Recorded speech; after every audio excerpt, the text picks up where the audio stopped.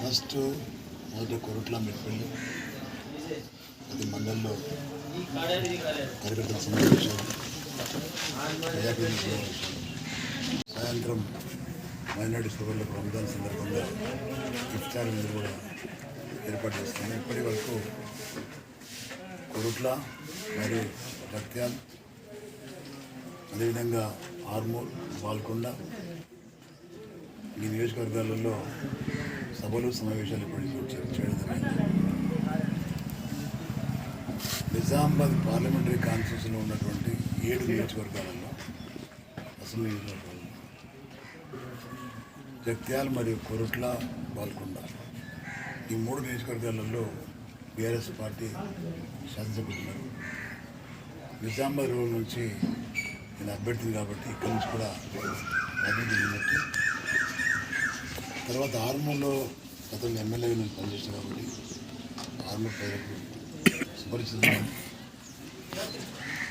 పోతే నిజామాబాద్ అర్బన్ మరియు బోధన్ ఈ 2 కూడా నిజామాబాద్ అర్బన్లో నిజామాబాద్ అర్బన్ మెయిన్ కార్యకర్తల సమావేశంగా మరి పూర్తినాడు అనుకుంటా పూర్తినాడు ఇఫ్తార్ విందు కూడా ఏర్పాటు చేస్తుంది నిజామాబాద్. షకీల్ వచ్చిన తర్వాత షకీల్ బోధనలో కూడా సభలు సమావేశాలు ఏర్పాటు చేస్తుంది. ప్రజల్లో ఈ ప్రభుత్వం మీద కాంగ్రెస్ ప్రభుత్వం మీద 100 రోజుల్లోనే 115 రోజులు పడి 13 రోజులు పడి 113 రోజులలో చాలా వ్యతిరేకత వచ్చింది. వాళ్ళు రేవంత్ రెడ్డి చెప్పిన అబద్ధ హామీల వల్ల ప్రజలకు హామీలు చేరుకుపోవడం వల్ల వీళ్ళ రేపు తీసుకోండి ఎల్లుండి తీసుకోండి అని ఎన్నికలు చెప్పిన హామీలు వెళ్తున్నాయి. 2 లక్షల రుణమాఫీ కానీ 15,000 రూపాయలు రైతు బంధు కానీ కులం బంగారం కళ్యాణ లక్ష్మి కానీ వృద్ధులకు వికలాంగులకు 2,000 నుంచి 3,000 రూపాయలు పెన్షన్లు కానీ ఇవన్నీ కూడా ఏవి కూడా అమలు కావడం లేదు. ప్రజలు బాధపడుతూ ఉన్నారు. అనవసరంగా మోసపోయిన మేము కాంగ్రెస్ పార్టీ మోసం మాటల వల్ల అనవసరంగా తెలంగాణ రాష్ట్రంలో అన్ని వర్గాల ప్రజలు తమ కన్నా బిడ్డల్లాగా చూసుకున్నారు. కేసీఆర్ను మేము ఊరుకోవడం మాకు తెలుస్తుందని భావిస్తుందని చెప్తున్నారు. ఈ ఎన్నికల్లో తప్పకుండా కాంగ్రెస్ పార్టీకి తగిన గుణపాఠం చెప్తారని వాళ్ళని మాట్లాడే మాటలు బట్టి తెలుస్తున్నారు. అదే కాకుండా ఎన్నికల దృష్టిలో పెట్టుకొని అడవులు చేస్తున్నారు. వాళ్ళు ఇచ్చిన వాగ్దానాన్ని అమలు చేసే దమ్ము లేక పబ్లిక్ను డైవర్ట్ చేయడానికి మరి మేడిగడ్డ అని 3 పిల్లర్స్ కుంగిపోతే కాళేశ్వరం పోయిందని ఆ పిల్లర్ని రిపేర్ చేసి దమ్ము ధైర్యం లేక ఆ పిల్లర్ రిపేర్ చేసి రైతులకు నీరు అందిస్తే రైతులు ఇక్కడ పంటలు పండించుకొని వచ్చిన పంటకు బోనస్ అవుతున్న భయంతో ఆ పంటకు ఎండగొడుతున్నారు. దానిలో ఉన్న మట్టిని కూడా ఇసుకను కూడా అమ్ముకునే ప్రయత్నం చేస్తున్నారు. ఇవి వాళ్ళ కుట్ర. 2వ విషయం ఏంటంటే కరెంటు కొరత కూడా విపరీతంగా వస్తుంది. కేసీఆర్ గారు ఉన్నప్పుడు ఏ ఒక్కరోజు కూడా కరెంటు పోలేదు, రైతు బంధు తప్పలేదు, పెన్షన్ సరాసరి వచ్చిన పేడకు ఇప్పుడు అన్నీ కూడా అస్తవ్యస్తమని. కాబట్టి దీనిలో కాంగ్రెస్ పార్టీ తగిన గుణపాఠం ఈ ఎన్నికల్లో చెప్తారని కూడా అనుకుంటున్నాను. ఇకపోతే 16 ఏదైతే ఉందో నిజామాబాద్ జగదల్పూర్ వయా జగిత్యాల ఈ సిటీస్లలో మెట్పల్లి కానీ కొరట్ల కానీ జగిత్యాల కానీ ఈ సిటీస్లో నేషనల్ డెవలప్ అయింది. అంటే డివైడర్స్ పెట్టి సెంట్రల్ లైటింగ్ పెట్టి రోడ్ వైడింగ్ చేసింది తిరుగుతుంది కాదు. ఓన్లీ కేసీఆర్ యొక్క చలవ వల్ల రాష్ట్ర నిధులతో డెవలప్ చేసింది తప్ప అది కేంద్ర ప్రభుత్వం యొక్క పైసలపై లేదు. ఏదో మాధవనగర్ ఫ్లైఓవర్ ఉందో రైల్వే లైన్ నుంచి ఆ లైన్ నేను సాధించాలని చెప్తున్నాను ఎంపీ అరవింద్. నేను అడుగుతున్నా 30 నువ్వు తెచ్చిన 30 కోట్లు మాత్రమే రాష్ట్ర ప్రభుత్వం కేసీఆర్ ఇచ్చింది 60 90 కోట్లతో నిర్మాణం జరుగుతూ ఉంది. నువ్వు తెచ్చిన 30 కోట్లు అది ఫ్లేవర్ కాదు. తెస్తే 90 కోట్లు ఇచ్చేవాళ్ళు నీకు పేరు వస్తుంది. నువ్వు తెచ్చింది 30%, నేను ఇచ్చింది 60%. బట్ ఎక్కువ నిధులు ఇచ్చింది నేను. దానికి అడిగే హక్కు లేదు నీకు, చెప్పుకునే హక్కు నీకు లేదు. రెండవది, ఇవల్ల నువ్వు పసుపోడు తేలేదు, పసుపు ధరలు పెరిగిపోయినాయి, దానికి కారకుడు నేను అంటున్నాను. చాలా తప్పది.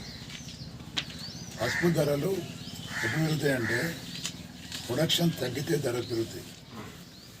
పసుపు పంట తగ్గితే దాని ధర పెరుగుతుంది.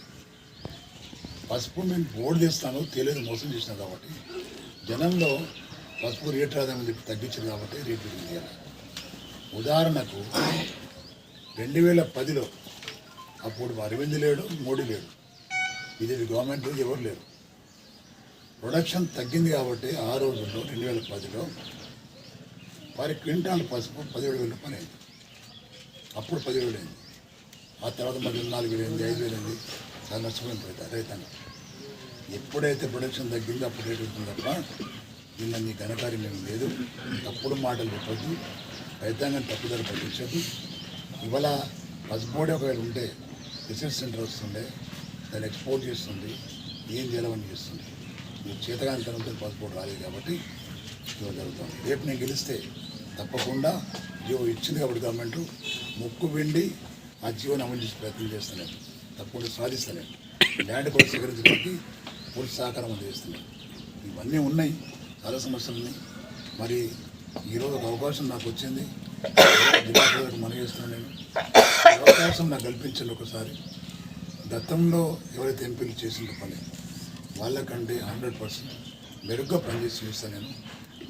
నాకున్న అనుభవంతో తప్పకుండా మీరందరూ ఏవైతే 2 పార్టీలు ఉన్నాయో కాంగ్రెస్ అండ్ బీజేపీ, గతంలో 2 పార్టీలు కలిసిపోయి ఈవెన్ ఇప్పుడు కంటెస్ట్ చేస్తున్న జీవన్ రెడ్డి గారు కానీ ఇప్పుడు ఎమ్మెల్యే గెలిచినటువంటి సుదర్శన్ రెడ్డి గారు కానీ వీళ్ళిద్దరు కలిసి బీజేపీ క్యాండిడేట్ అరవింద్ గెలిపించారు.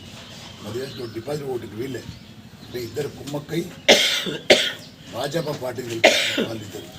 బట్ దీన్ని కూడా మైనార్టీ సోదరులు గమనించాలా. ఇది ఎప్పటికీ కానీ ఇది ఒరిజినల్ కాంగ్రెస్ పార్టీ కాదు, ఇది డూప్లికేట్ కాంగ్రెస్ పార్టీ. కాబట్టి ఈ డూప్లికేట్ కాంగ్రెస్ పార్టీ ఏదైతే చేస్తున్నారో అంత డూప్లికేట్ పనులే. ఒరిజినల్ కాంగ్రెస్ పార్టీ రాజశేఖర్ గారితో చచ్చిపోయింది కాబట్టి ఇది ఉన్నది డూప్లికేట్ కాంగ్రెస్. బట్ ఈ Congress party duplicate Congress party ప్రజలకి ఏది విరగబడుతుంది అనుకుంటే నమ్మడం తప్పు, మోసగాళ్ళు. వల్ల మరి టీఆర్ఎస్ పార్టీ ఎప్పుడు ప్రజలతో ఉండేది, ప్రజలతో మమేకం ఉండేది.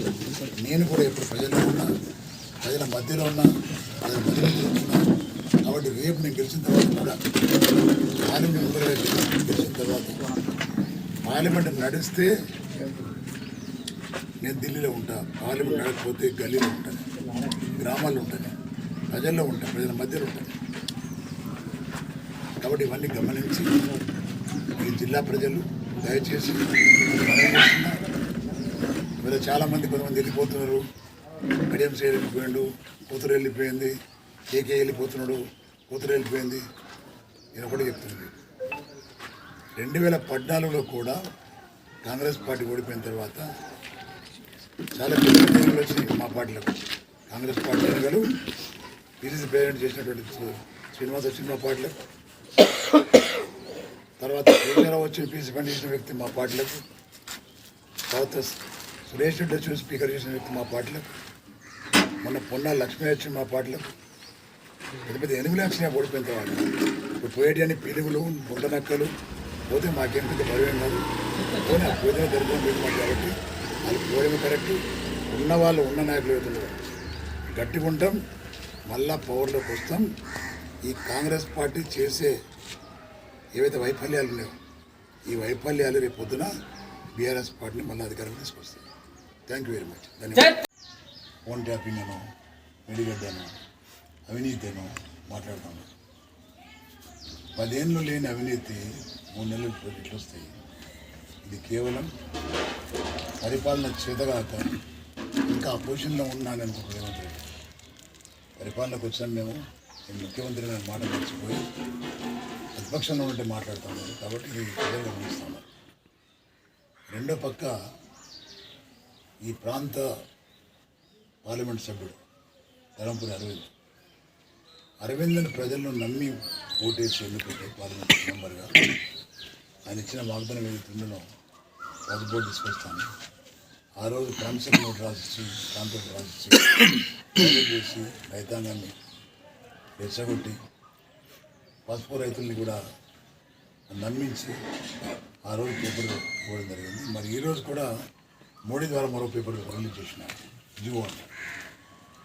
అప్పుడు ఎన్నికల్లో ఇచ్చిన పేపర్ అదే పేపరు, మొన్న అయిన తర్వాత కూడా ఇచ్చిన పేపర్ అది కూడా పేపర్.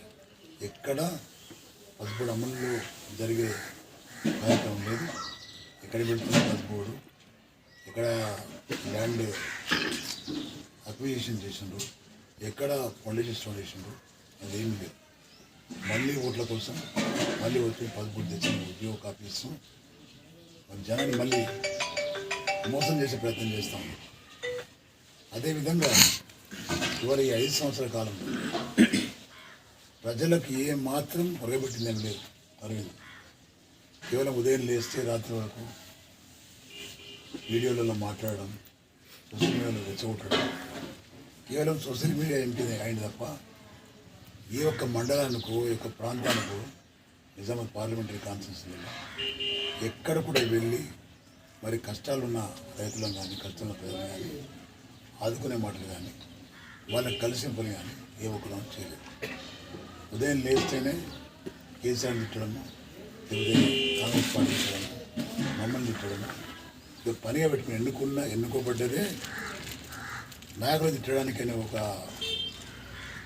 పదవి నాకు వచ్చింది అనుకుంటున్నాను. నన్ను ప్రజలు ఎన్నుకున్నది అపోజిషన్ వాళ్ళని తిట్టడానికి అనేది ఆయన అనుకుంటున్నారు. కానీ ప్రజలు ఎన్నుకున్నది మాత్రం మాకేదో మొదలుపెడతాడు, మా ప్రాంతానికి కేంద్రం తీసుకొస్తాడు, మా ప్రాంతానికి నవోదయ పాఠశాలలు చేస్తాడు, మా ప్రాంతానికి ఇంకేదో చేస్తాడనే ఉద్దేశంతో ఎన్నుకున్నాం తప్ప ఇలా తీసుకురావడానికి ముందుకు రావడానికి మాత్రం ఇలా ఎన్నుకోలేదు. ఈరోజు బీజేపీ క్యాడర్ కూడా టోటల్గా వ్యతిరేకత. బీజేపీ వాళ్ళు కూడా జనం దగ్గరికి వెళ్ళి మళ్ళీ మా అరవింద్కు ఓటేయమని చెప్పే పరిస్థితి లేదు. ఈవెన్ దో అరవింద్ కూడా నాకు ఓటేయండి అని అడిగే ధైర్యం లేదు. ఆ ధైర్యం లేక మోడీకి వేయమని చెప్తున్నాడు. నేనేమంటున్నా అంటే నువ్వు ధైర్యంగా అడుగు ఓటు నాకేమని, కానీ మోడీ పేరు చెప్పి అడుగుతున్నాను. మోడీ గారు పోటీ చేస్తే అడగని పర్లేదు, చేసేది పోటీ నువ్వు కాబట్టి నువ్వు అడుగుతున్నావు. మోడీ ఒకవేళ వారణాసి వదిలిపెట్టి నిజామాబాద్కి వస్తే ఆలోచిస్తారు ఆయనకి వేయాలేమని. కానీ 5 ఏళ్ళు చెక్కబదిలీ చేసి 5 ఏళ్ళు అడ్డమైన మాటలు మాట్లాడి మళ్ళీ నాకు ఓట్లు ఇవ్వమంటే ఎక్కడ తరుముతున్న బ్యాంకు మోడీకి ఏమని చెప్తున్నాను. జనం అర్థం కానటువంటి వ్యక్తులేం కాదు. ఇవాళ ఇద్దరు క్యాండిడేట్లలో, ఈ 3 క్యాండిడేట్లలో 3 కంటే మెరుగైనటువంటి అవకాశం నాకుంది. కారణం ఏంటంటే ఒక సీనియర్ మోస్ట్ లీడర్ను, 3 ప్లేస్లలో గెలిచిన వ్యక్తిని, ప్రజల ఆశీర్వాదం నాకుంది. ఇలా బీఆర్ఎస్ పార్టీ అపోజిషన్ ఉండొచ్చు.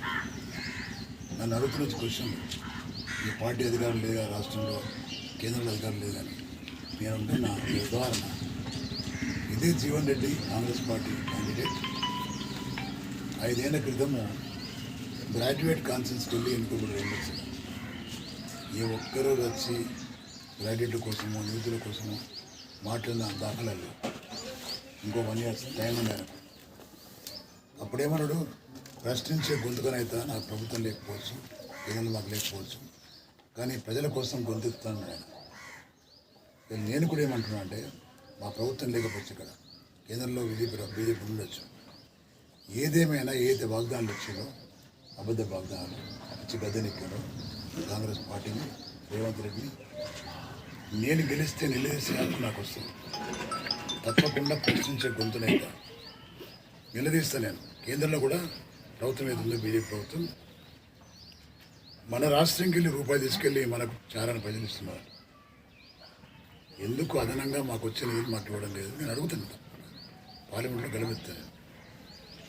ప్రజలు కూడా చాలామంది పార్లమెంట్ సభ్యులను చూసిండ్రు, ఎవరు ఏం చేసినా చూసింది వాళ్ళు.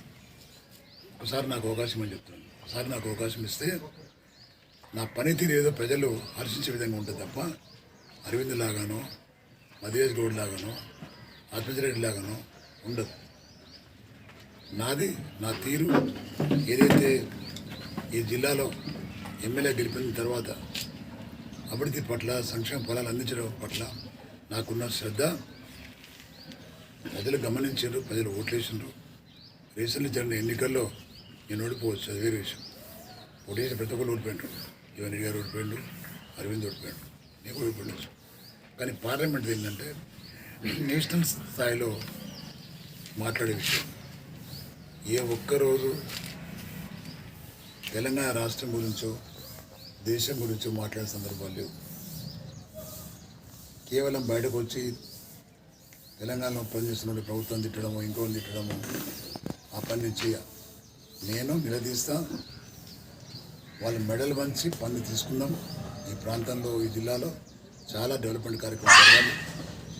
ఉదాహరణకు హైదరాబాద్ నుంచి బాంబే వెళ్ళే మార్గం అవుతుంది రైల్వే లైన్ వయా నిజామాబాద్. ఇప్పటి వరకు సింగిల్ లైన్ ఉంది, డబుల్ లైన్ కాలేదు. అది కేంద్ర ప్రభుత్వం వరకు చేయాల్సిన కార్యక్రమం, అది ఇప్పటివరకు చేయలేదు. అదేవిధంగా ఎప్పటికప్పుడు వార్తలను వీక్షించేందుకు Q9 న్యూస్ ని సబ్స్క్రైబ్ చేసుకోండి, లైక్ చేయండి, షేర్ చేయండి.